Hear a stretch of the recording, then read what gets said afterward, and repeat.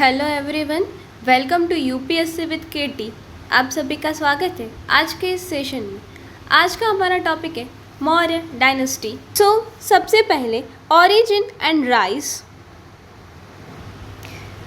हमारी मौर्य डायनेस्टी जो है उसके फाउंडर किसे माना जाता है? चंद्रगुप्त मौर्य को माना जाता है। Founded by Chandragupta Maurya in 322 BCE।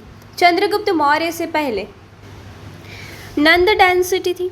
Nand dynasty जो है उसके जो लास्ट रूलर थे धनानंद के बाद जो है चंद्रगुप्त मौर्य आए और चंद्रगुप्त मौर्य ने मौर्य डायनेस्टी की शुरुआत की।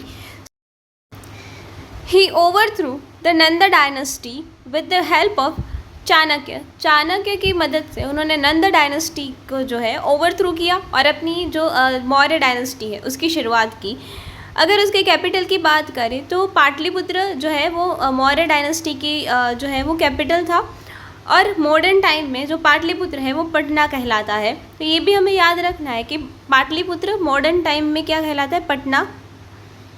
Chandragupta Maurya was contemporary of Alexander. ये अलेक्जेंडर एंड चंद्रगुप्त मौर्य की टाइमलाइन जो है वो सेम थी। Seleucus Nicator the Greek general defeated by Chandragupta Maurya. Megasthenes, a Greek ambassador, visited the Chandragupta Maurya. तो चंद्रगुप्त मौर्य ने सेलेस्कस निकेटर को हराया था और सेलेस्कस निकेटर ने अपने एम्बेसडर मेगास्थनीज को जो है वो हमारे चंद्रगुप्त मौर्य की कोर्ट में भेजा था।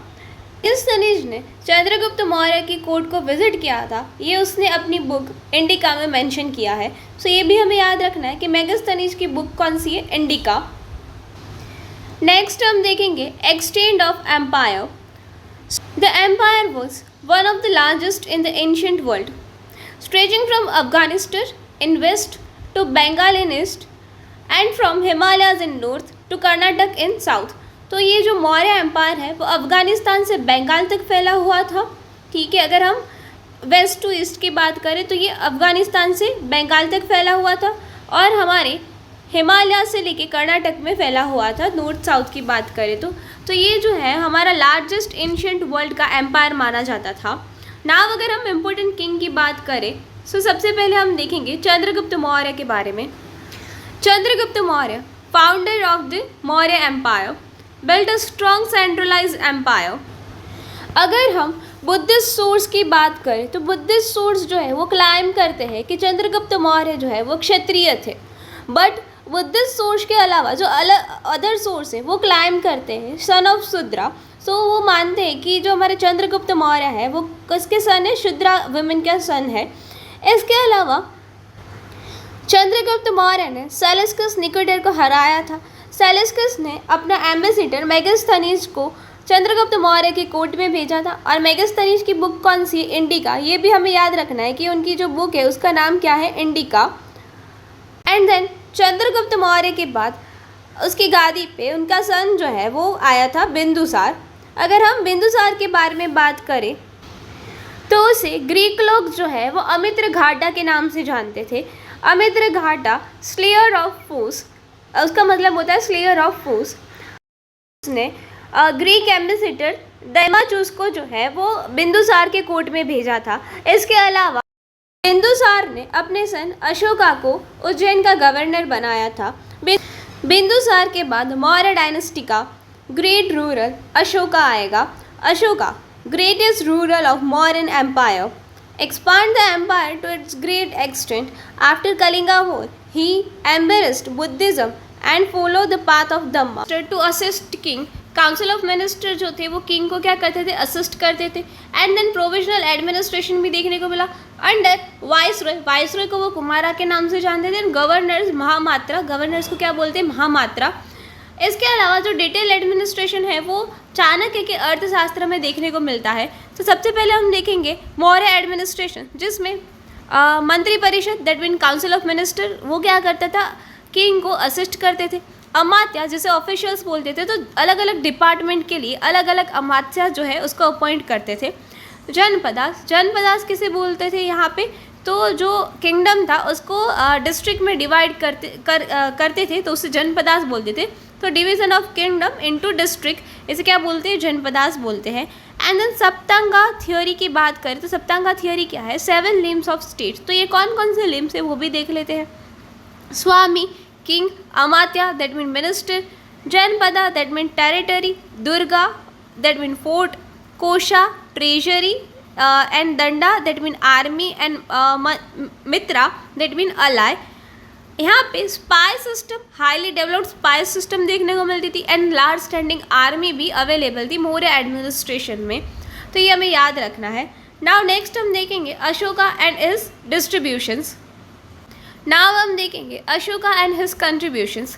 सो अशोका के बारे में जो जानकारी है वो उसके रॉक एडिक्ट में देखने को मिलती है। सो मेजर एडिक्ट कौन कौन से, rock addicts, pillar addict, minor rock edict and cave addict. तो ये सब जो है जहाँ से हमें अशोका के और उसके किंगडम के बारे में जो जानकारी मिलती है। अगर हम इसकी टीचिंग ऑफ धम्मा की बात करें तो वो बोलते हैं कि हमें एल्डर्स की रिस्पेक्ट करनी चाहिए, काइंडनेस टू ऑल बिंग्स, तो सबके जो सारे भी लोग हैं उससे कैसे बिहेव करना चाहिए, काइंडली बिहेव करना चाहिए, non violence, truthness and purity, welfare of subject, religious tolerance. तो रिलीजियस टॉलरेंस जो है वो हमें कौन से रॉक एडिक्ट में देखने को मिलता है। सो रिलीजियस टॉलरेंस की बात जो है अशोका ने अपने मेजर रॉक एडिक्ट 7 नंबर में बात करी है। तो रॉक एडिक्ट नंबर 7 जहाँ पे रिलीजियस टॉलरेंस की बात करी गई है। इसके अलावा prohibition of unnecessary animal slaughters, promotion of moral and social wellbeings. तो ये सारे टीचिंग ऑफ धम्मा है। टीचिंग ऑफ धम्मा जो मेनली 14 रॉक एडिक्ट है, मेजर रॉक एडिक्ट, वहाँ पे उन्होंने धम्मा के बारे में बात करी है, जिसमें हमारे लिए जो इम्पोर्टेंट रॉक एडिक्ट है वो देख लेते हैं। तो हमारा जो 13 नंबर का मेजर रॉक एडिक्ट है उसमें कालिंगा वॉर के बारे में बताया गया है। 14 नंबर का एडिक्ट है जिसमें inspiration people to spread religious life को जो स्प्रेड करना उसके बारे में बताया गया है। एंड जो हमारा 11 नंबर का रॉक एडिक्ट है, मेजर रॉक एडिक्ट है, वहाँ पे धम्मा पॉलिसी के बारे में बताया गया है, धम्मा पॉलिसी को एक्सप्लेन करा गया है। 12 नंबर का रॉक एडिक्ट है, वहाँ पे बताया गया है कि जो religious tolerance and religious sect है सबको अपनाना चाहिए, ऐसी अपील करी गई है। हमारा मेजर रॉक एडिक्ट नंबर 10 है, वहाँ पे बोला गया है, लिखा गया है कि जो हमें धम्मा का यूज़ करना चाहिए जब वॉर या कॉन्क्वेस्ट होता है तब धम्मा का यूज़ करना चाहिए। उसके अलावा जो हमारे लिए माइनर रॉक एडिक्ट जो इम्पोर्टेंट है उसकी बात करें तो माइनर रॉक एडिक्ट में अशोका ने अपनी पर्सनल हिस्ट्री को जो है वो बताया है। इसके अलावा धम्मा की समरी दी है। अगर हम पिलर एडिक्ट की बात करें तो 7 पिलर एडिक्ट जो है वो ज़्यादातर इलाहाबाद और बिहार में देखने को मिलते हैं। इसके अलावा तराई पिलर एडिक्ट की बात करें तो वहाँ पे अशोका ने जो अपने बुद्धिज़्म के प्रति जो रिस्पेक्ट है उसको दर्शाया है। तो ये हमें याद रखना है कि अशोका ने जो अपनी बुद्धिज़्म के प्रति रिस्पेक्ट है वो कौन से पिलर एडिक्ट में बताया है, तो तराई पिलर एडिक्ट में बताया है जो लुम्बिनी में स्थित है। नेक्स्ट अगर हम इकोनॉमी की बात करें तो एग्रीकल्चर वॉज मेन ऑक्यूपेशन। यहाँ पे agriculture, trade, then source of income क्या थे, और लैंड रेवेन्यू, ये सारे क्या थे उसके सोर्स ऑफ इनकम थे। इसके अलावा ये लोग टैक्स भी लेते थे। तो कौन कौन से टैक्स लेते थे वो भी देख लेते हैं। टाइप के टैक्स की बात करें तो जो हमें प्रीलिम्स के लिए याद रखना है उसमें सबसे पहले हम याद रखेंगे भागा के बारे में। भागा क्या है, लैंड रेवेन्यू, ये हमें याद रखना है। भागा that mean land revenue. Second हमें याद रखना है बाली। बाली क्या है हमारा, एडिशनल टैक्स। बाली क्या है, एडिशनल टैक्स। देन हमें याद रखना है चोरा राजू। चोरा राजू क्या है कि जो tax collected for search of thief. Next हमें याद रखना है प्राणाया। प्राणाया क्या है, हमारा एमरजेंसी टैक्स। तो नेक्स्ट क्या याद रखना है, प्राणाया। प्राणाया है हमारा एमरजेंसी टैक्स। और एक याद रखना है सीता। सीता क्या है, सीता के बारे में पूछा भी गया है। सीता हमारा revenue from crown land. Sita क्या है, रेवेन्यू फ्रॉम क्राउन लैंड। एक और विष्टि। विष्टि ये भी यूपीएससी प्रीलिम्स में पूछा गया। ये विष्टि मीन्स फोर्स लेबर। तो इतने जो हमारे सारे टैक्स है ये हमें याद रखने हैं फॉर प्रीलिम्स के लिए। इसके अलावा हमें एडमिनिस्ट्रेटिव टर्म्स भी याद रखने हैं। तो वो कौन कौन से तो देख लेते हैं। फर्स्ट हमें जो याद रखना है महादंडनायका। महादंडनायका दैट मीन चीफ जस्टिस, तो ये भी हमें याद रखना है महादंडनायका। देन हमें याद रखना है राजू का। राजू का क्या होता है, तो ये ऑफिसर इन मौर्य एडमिनिस्ट्रेशन, उसे राजू का बोलते हैं। देन युक्ता, ठीक है, युक्ता क्या होता है, district officers. Then pradeshika, pradeshika that mean top official of division, ये भी हमें याद रखना है। प्रदेशिका का मतलब डिक्लाइन की बात करें तो अशोका के बाद जो सारे भी उसके सक्सेसर थे वो कैसे थे, वीक सक्सेसर थे, जिसकी वजह से हमारे जो मौर्य एम्पायर है उसका डिक्लाइन हुआ।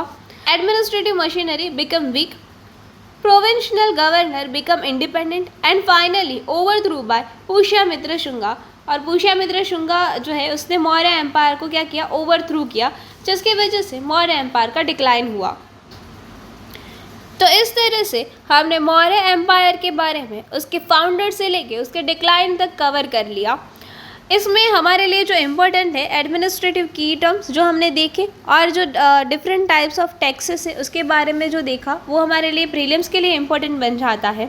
सो आज के लिए इतना ही, मिलते हैं नेक्स्ट सेशन में। तब तक के लिए please do like share and subscribe UPSC with Kirti.